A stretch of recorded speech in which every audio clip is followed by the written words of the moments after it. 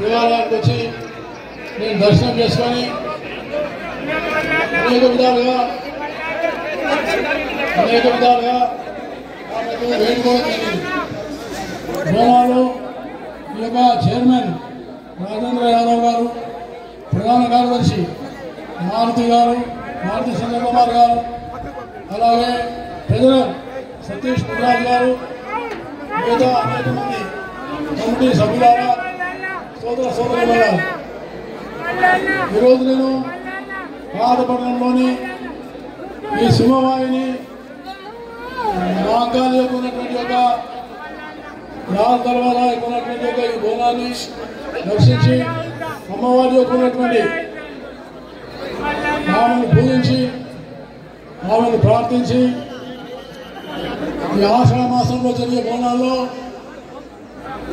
తెలంగాణ ప్రజలందరికీ ఆమె శక్తి సామ్రాజ్యం ఇవ్వాలని, శక్తితో పాటు ఈ బోనాలు తెలంగాణకు చాలా ప్రత్యేకమైనటువంటి పండుగ. బోనాలు, బతుకమ్మ రెండు పండుగలకు మహిళలు ఆరాధించే పండుగ, మహిళలు మాతను ఆరాధించే పండుగ, శక్తిని ఆరాధించే పండుగ. అమ్మవారిని పూజ చేసుకొని నైవేద్యం సమర్పించి పవిత్రమైన భావంతో బంగారు బాట కావాలని, అలాగే జీవితంలో అనేకమైనటువంటి కష్టాలు వచ్చినా ఎదుర్కోవడానికి కావాల్సినటువంటి శక్తిని కూడా ఇవ్వాలని అమ్మవారిని ప్రార్థించుకుంటారు. కాబట్టి ఈ పండుగ తెలంగాణలో ప్రత్యేకమైన పండుగ. బోనాలు, బతుకమ్మ ఇవి మనకు ప్రత్యేకమైన పండుగలు.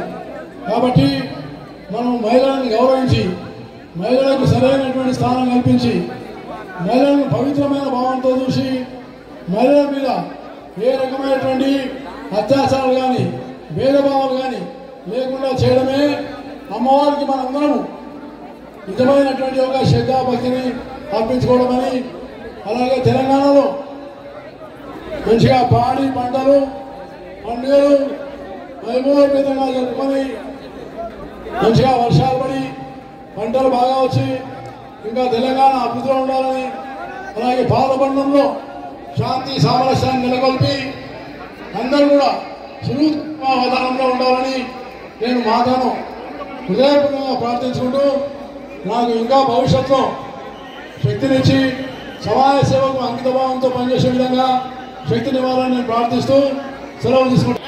ఇక్కడికి విచ్చేసినటువంటి భక్తులకు, అలాగే ఈ ఉత్సవాన్ని చిత్రీకరించడానికి చేసినటువంటి మీడియా సోదరులందరికీ పేరు పేరున నమస్కారం తెలియజేస్తా ఉన్నా.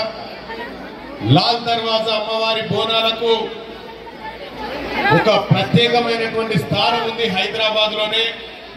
అమ్మవారిని దర్శించుకుంటే సకల భాగ్యాలు కలుగుతాయని చెప్పి, శుభాలు జరుగుతాయని చెప్పి, సకాలంలో వర్షాలు పడతాయని చెప్పి, ప్రజలు ఆయురారోగ్యాలతో ఉంటారని చెప్పి ప్రగాఢమైనటువంటి విశ్వాసం ఉంది.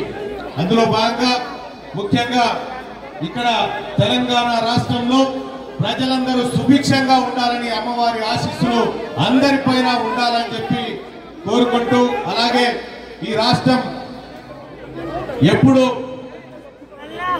పచ్చగా ఉండాలని, ప్రజలంతా సంతోషంగా ఉండాలని నేను అమ్మవారిని వేడుకోవడం జరిగింది.